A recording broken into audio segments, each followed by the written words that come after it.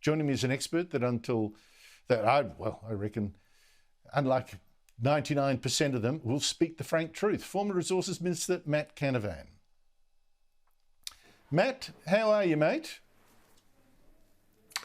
I'm going very well, Andrew, but resisting the urge to say I told you so very strongly. It is so true, isn't it? Because, look, you've been saying this for years. I'm not even an expert. I've been saying this for years. Here we are in this mess, and you tell me how we got into it and how we get out of it. Well, look, it's simpler than it looks, Andrew. There's a whole lot of people that like to make this more complex than it is, but the simple truth is we haven't invested in reliable power for a generation almost. The last coal-fired power station in this country was commissioned in 2007, so you're looking at 15 years ago now that we installed a power station that was designed to run effectively 24/7. Since that time, we've invested a lot in renewables. In fact, we've had the highest per person investment in renewables in the world here in Australia, but of course that power is unreliable. It's not on all of the time.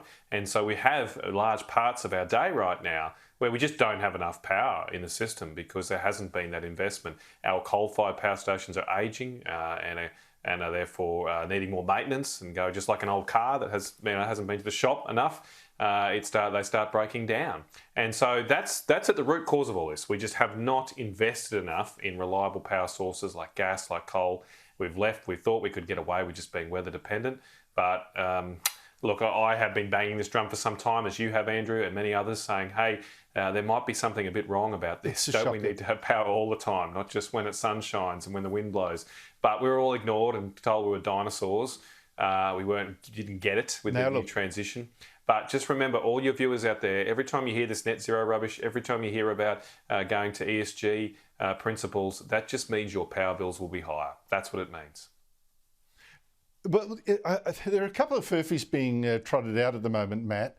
One of them is, look, let's blame the previous government because they didn't have the right settings to encourage all the investment in wind and solar that would have saved us. That would have come online and would have saved us. Although we've just heard, how hard that really is. No. The investment uncertainty meant that people didn't invest in maintaining coal-fired power stations, which were doing the job and now can't cope. That's the real investment uncertainty. It actually works the other way.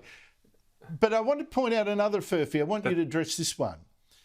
There is a rumour going out there, right? And the government is encouraging it again today.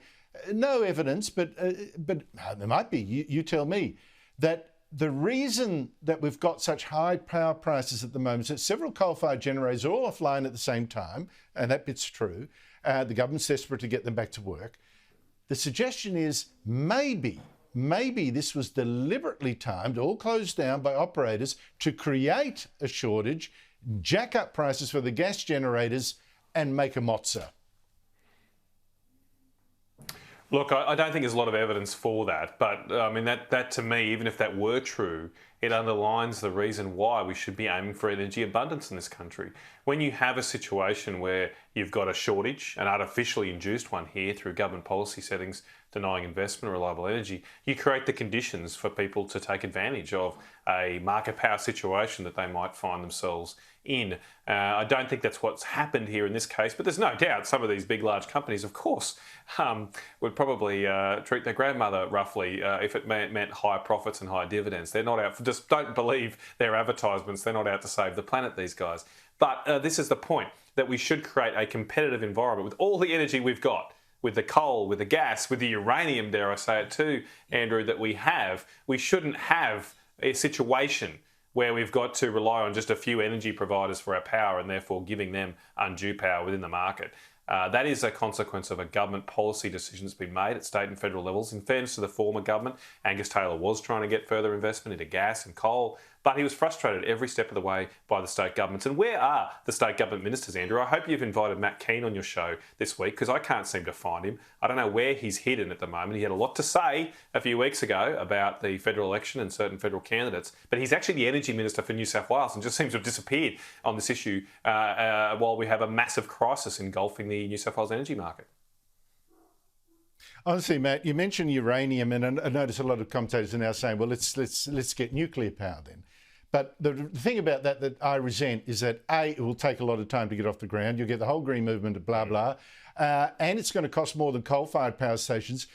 I resent the fact that we have hundreds of years of supply of brown coal in Victoria, for instance. We've got supply of coal. The coal's already there. You know, just give the incentive to the coal-fired power stations to actually get to work.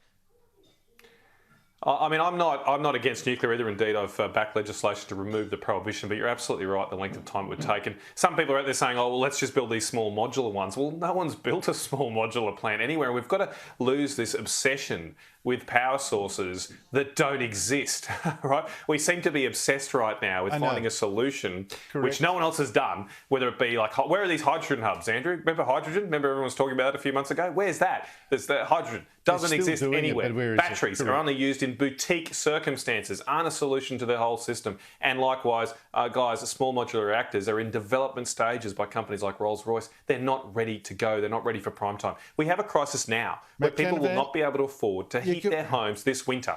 Let's find a solution that works now. And people will die. People will die, Matt Canavan, because the poor can't afford to heat their home in what's looking like a bitter winter. I have to say, we've run out of time, but Matt Canavan, I think it's an absolute scandal that you are not in the shadow ministry. I think the David Littleproud is not leading the Nationals well. Has made two mistakes. One is you, and the other is Jacinta Price. This is just sad, but we'll talk about that later, and hopefully that you can feel free to cut loose on that too.